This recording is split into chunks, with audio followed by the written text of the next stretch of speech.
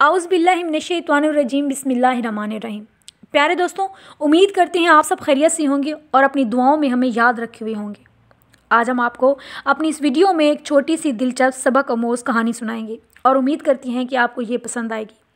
पुराने ज़माने की बात है कि किसी गाँव में एक दाना शख्स रहता था। उस दाना शख्स की 2 बेटियाँ थीं।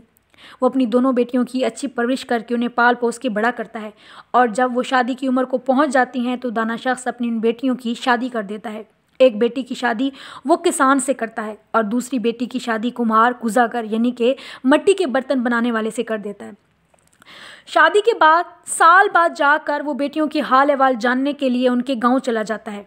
जो बेटी उसने किसान को ब्याह कर दी होती है वो खुश दिली से बाप का इस्तकबाल करती है। बाप बेटी की खैर खैरियत पूछता है और कस्बे मुआश से मुतालिक सवाल पूछता है तो बेटी बताती है कि उधार बीज खरीदते हैं और ख़रीद कर खेत आबाद कर देते हैं। अब बारिश का इंतज़ार होता है। बारिश होती है तो समझे रहमत और नहीं होती तो समझे जहमत और मुसीबत होती है हमारे लिए। किसान वहाँ से रुखसत होता है और दूसरी बेटी के पास जो कुम्हार की बीवी यानी कि मिट्टी बर्तन बनाने वाले की बीवी होती है उसके पास जाकर पहुँचता है। वो बेटी भी बाप का खूब इस्तकबाल करती है, खुश दिली से उसकी खातिर मदारत करती है।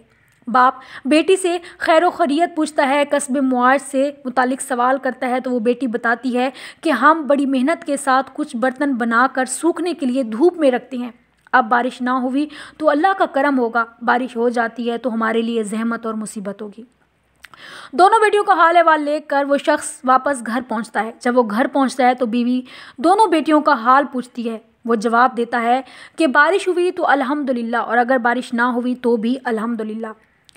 तो इस कहानी से हम क्या सबक हासिल करते हैं कि जो चीज़ आपके लिए मुनासिब है ज़रूरी नहीं वो दूसरे के लिए भी मुनासिब हो, और जो आपके लिए मुनासिब नहीं है वो दूसरे के लिए भी नामुनासिब हो, ये लाजमी नहीं है। ये दुनिया ऐसी ही है, लिहाजा हमें हर हाल में अल्लाह का शुक्र अदा करना चाहिए। कुछ चीज़ें हमारे हक़ में बेहतर नहीं होती, इसलिए अल्लाह हमारे नसीब और ज़िंदगी में उन्हें नहीं लिखता और हम समझते हैं कि हमारा नसीब अच्छा नहीं है, अल्लाह हम पर मेहरबान नहीं है, जबकि ऐसा नहीं होता। अल्लाह 70 माओं से बढ़कर प्यार करने वाला है, फिर भला वो कैसे हमारी भलाई नहीं चाहेगा। बस इतना यकीन होना चाहिए कि जो मिल गया है वो बेहतरीन है और जो नहीं मिला वो हमारे लिए बेहतर था ही नहीं। तो दोस्तों, हम उम्मीद करते हैं कि इस छोटी सी कहानी से आपने ये सबक ज़रूर हासिल किया होगा कि जो चीज़ हमारे लिए मुनासिब नहीं होती वो हमें नहीं मिलती, और अगर वो हमारे लिए मुनासिब है तो ज़रूरी नहीं कि वो दूसरे के लिए भी अच्छी हो। इसलिए अंडरस्टैंड करना चाहिए और हमेशा यकीन और सब्र का दामन थामे रखना चाहिए। इजाज़त चाहूँगी, अपनी दुआओं में आप हमें याद रखेंगे और फर्स्ट टाइम अगर आप हमारे चैनल पर आए हैं तो इसको सब्सक्राइब कर देंगे और हमारी वीडियो को लाइक और शेयर करना आप नहीं भूलेंगे। अपनी दुआओं में याद रखिएगा।